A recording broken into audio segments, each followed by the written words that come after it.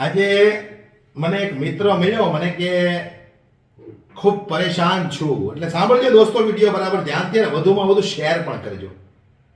મેં કીધું શું વાત છે? મને કે યાર, એક રેશન કાર્ડની અંદર મારા ઘરના 6 નામ છે, એમાં 2 નામની અંદર એક એક અક્ષરની ભૂલ છે. લગભગ 3 મહિનાથી ધક્કા ખાઉં છું. આજે મારો વારો આવ્યો, મારું કામ પતી ગયું, પાછું વળીને જોયું તો એક જ નામ સુધર્યું, એક નામ બાકી છે.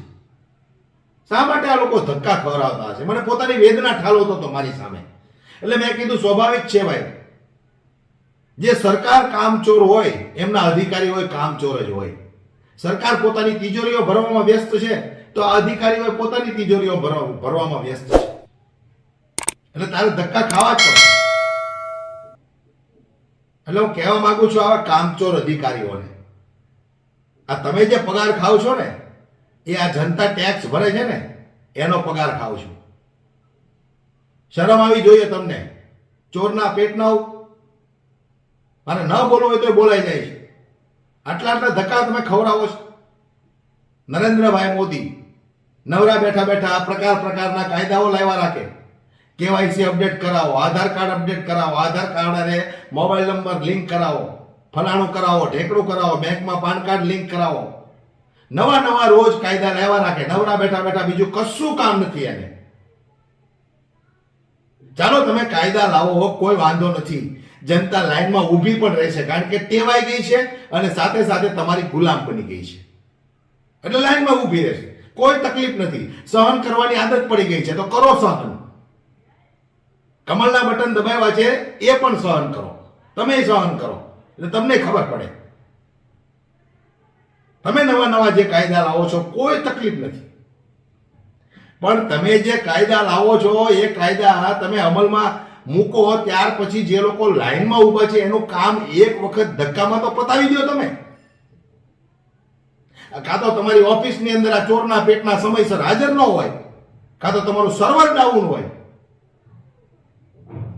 એટલે એક કામ તો સરખું કરો. તમારે કેવાયસી લોકો પાસે કરાવવું છે, રેશન કાર્ડમાં સુધારા કરાવવા છે, આધાર કાર્ડમાં સુધારા કરાવવા છે. તો વ્યક્તિ જ્યારે તમારી પાસે ગુડાઈ છે, આવે છે, ત્યારે એક વારમાં એનું કામ પતાવી દો ને તમે. 3 4 ધક્કા શું કામને ખવડાવો છો? આ બધા નવરા છે. તમે એક જ બધા કામવાળા થઈ ગયા. આ બધા નવરા પોતાનો કામ ધંધો પાડીને આવે, સમય ખરાબ કરીને આવે, ઘરે છોકરાઓને રેઢા મૂકીને આવે, સવારમાં 4 વાગ્યામાં લાઈનો લગાવે. એટલે હું કહેવા માંગુ છું, ગુલામ બની ગયા છો તમે લોકો, ગુલામ બની ગયા છો. નરેન્દ્રભાઈને કઈ કામ નથી, નવા કાયદાઓ ઘડ્યા રાખે. જનતા હેરાન થાય એવા જ કાયદા લાવવાના. કાંઈ ન હોય તો સીધી લાઈન લગાવો, ચાલો. કાં તો નોટબંધી, કાં તો કેવાયસી અપડેટ કરાવો, કાં તો આધાર કાર્ડમાં સુધારા કરાવો, ફલાણું કરો, ઢીકડું કરો. બીજો કઈ કામ ધંધો છે કે નહીં તમારી પાસે? કે લોકોની પત્તર જ ફાડવાની તમારે? સવારે જાગીને નક્કી કરે કે આજે કઈ રીતે જનતાની પત્તર આપણે ફાડવી છે. એટલે કંઈક તમે જે કંઈ કાયદા લાવો અમને કોઈ વાંધો નથી ભાઈ, પણ તમારા કાયદાઓના જે કંઈ કામ છે એ વ્યક્તિ એક વખત આવે ડોક્યુમેન્ટ્સ લઈને તો એને તમે સોલ્વ કરી દો. 4 5 6 ધક્કા શું કામ ને ખવડાવો ભાઈ? 200 500 ની કટકી મળે એટલે આ ચોરના પેટનાઓને. એટલે હું કહેવા માંગુ છું, કીડા પડશે તમને, કીડા. આ જનતાને તમે આટલી બધી હેરાન કરો છો. હરામના પૈસાઓ ઘરે લઈને જાઓ છો, તમારા છોકરાઓ વાપરે છે, તમને શરમ નથી આવતી? 200 500 રૂપિયાની રોજ કટકી કરીને ખિસ્સા ભરીને ઘરે જાઓ છો. કાં તો આરટીઓ ના કામ હોય, આરસી બુક લેવાની હોય, લાયસન્સ કઢાવવાનું હોય, ફલાણું ઢેકડું, તો 5 6 ધક્કા. એટલે ભાઈ એક વખતમાં ટ્રાય લે, એક વખત જે સવાલ પૂછવાના એ પૂછી લે ને ભાઈ. આ તો ગાડી આપી દીધી, મહિને 1.5 મહિને લાયસન્સ આવે, આરસી બુક આપે. પછી ત્યાં મહિનાની અંદર ઓલો બિચારો 5 વાર દંડાઈ ગયો હોય, 200 500 1000 200 500 1000માં. એટલે ગાડી લીધી છે તો આરસી બુક ની વ્યવસ્થા તમારે કરવાની છે, અમારે થોડી કરવાની છે. માણસો હોય તો માણસોને બેસાડો. બેરોજગાર લોકો ખૂબ રખડે છે, અમને બિચારા પાસે કામ ધંધા નથી તો એને ત્યાં બેહારો ને. પાછા બાના કાઢે, કર્મચારી હાજર નથી, સાહેબ હાજર નથી, ફલાણો હાજર નથી.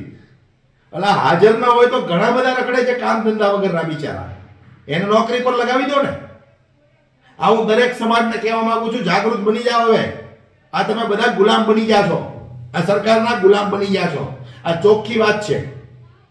એ કાયદા ઘડે તમારે રોજ સવારે લાઈનમાં ઉભું રહેવાનું, એ કાયદા ઘડે તમારે રોજ સવારે લાઈનમાં ઉભું રહેવાનું. ચાલો કાંઈ કામ ધંધો કરવાનો કે કરવાનો જ નહીં. તમને વોટ અમે આપ્યા છે એટલે તમને ખુરશી મળી ગઈ, તમારે એર કન્ડિશનમાં બેસીને આરામથી ખુરશીમાં હિંચકા ખાવાના. જનતા સાલું પત્તર ફળાવે રોજ સવારે જાગીને. એટલે હું કહેવા માંગુ છું, જાગૃત બનો. આ અંગ્રેજો કરતા પણ તમને વધારે ગુલામ બનાવી દીધા છે. ચૂંટણીમાં તો રોજ આવે છે, જો એ વિચારીને બટન દબાવો ને કે આવનારા સમયમાં તમારા બાળકોના ભવિષ્ય ખાડામાં વહી જાય, તમને ખબર નહીં રહે. આ હિન્દુ મુસ્લિમ કરાવી આ મોંઘવારી આટલી બધી વધારી દીધી, કોઈ ખબર નથી પડતી મોંઘવારી ક્યાં પહોંચી ગઈ. મોંઘવારી મુદ્દે તો કોઈ બોલતું નથી, બધાને સહન કરે, બધા સહન કરે છે. અમુક તો બધા મોદી ભક્તો એમ છે ભલે મોંઘવારી વધે આપણે થોડુંક કામમાં ધ્યાન રાખશું લે. એટલે એ આસમાને પોગાડ છે, 500 નું પેટ્રોલ પોગાડ છે, તું તારો બાપ ઊંધે કામ કરીશ તો એની 500 રૂપિયાનું પેટ્રોલ ભરાવી એક. એટલે બહુ ચાંગલી ના થાવમાં. નકરું મોદી કરોમાં, મોદી હે તો મુમકિન હે, આ વાત ભૂલી જાઓ. મોદી હે તો મંદી હે. હવે એ સૂત્ર બહાર પાડો, મોદી હે તો મંદી હે. અત્યારે ડાયમંડ ઉદ્યોગની હાલત જોઉં છું, રાતા પાણી એ રોવે જેની પાસે કામ ધંધા નથી. શું કરવાનું? કોઈ લુચ્ચા લફંગાઓની વાતોમાં આવીને કમળના બટન ઉપર થપ્પા ઠોક્યા હોય તો હવે સહન કરવું પડે. તો કરો સહન. બીજું હું? બીજો રસ્તો છે તમારી પાસે? કાંઈ નહીં. એ તો રોજ નવા કાયદા લાવવાના છે, રોજ નવા કાયદા લાવવાના છે. અને જ્યારે તમે મોંઘવારી વિશે, બેરોજગારી વિશે અવાજ ઉઠાવશો એટલે વળી પાછા હિન્દુ મુસ્લિમ લાવશે. અત્યારે નથી ચાલતું, તમે બહારના રાજ્યોમાં જોવો જ છો ને. અડધાને તો ખબર નથી બહારના રાજ્યમાં શું ચાલે છે, કારણ કે આ ગોદી મીડિયા કાંઈ બતાવતી નથી. આખાનો ઓર્ડર હોય તો ગોદી મીડિયા બતાવે, નકર શું બતાવે? સોશિયલ મીડિયાની અંદર, યુટ્યુબમાં, ફેસબુકમાં આપણે જોવા મળે ત્યારે ખબર પડે કે બહારના રાજ્યોમાં તો આવું ચાલે. મસ્જિદો નીચે આવડે એમ કે છે કે મંદિરો છે લે. એટલે મસ્જિદો નીચે મંદિરો હોય તો કોઈ નડતું નથી, કોઈ તકલીફ નથી. દેશની અંદર લોકો અત્યારે એટલા બેરોજગાર ફરે છે, નોકરી ધંધાઓ કોઈ પાસે નથી. 2 કરોડ નોકરી અમે દર વર્ષે આપશું ના દાવાઓ ઠોક્યા હતા. 2 લાખ લોકોને તો આપો. એટલે ખોટા પ્રધાનમંત્રી છે આ. કોણ જાણે લોકો કેમ સહન કરે છે આ પ્રધાનમંત્રીને. હવે પછી અંધભક્તો કોમેન્ટ કરવા આવશે, તારથી સહન નો થતો પાકિસ્તાન વયો જા, બાંગ્લાદેશ વયો જા. એટલે અમારથી બધું સહન થાય છે. આ તો અમે તમને જાગૃત કરીએ છીએ, એ તમારી લાલ કરે છે, અમે મલમ લગાડીએ છીએ. એટલે વિચાર કરો, ક્યારેક વિચાર કરો કે જેને આપણે વોટ આપ્યા છે એ બધા કેવા જલસા ઠોકે છે. અને ચાલો આપણે રોજ સવારમાં ઉભા રહેવાનું લાઈનમાં, ક્યાંક ને ક્યાંક નવું ગતકડું લઈને આવ્યા હોય.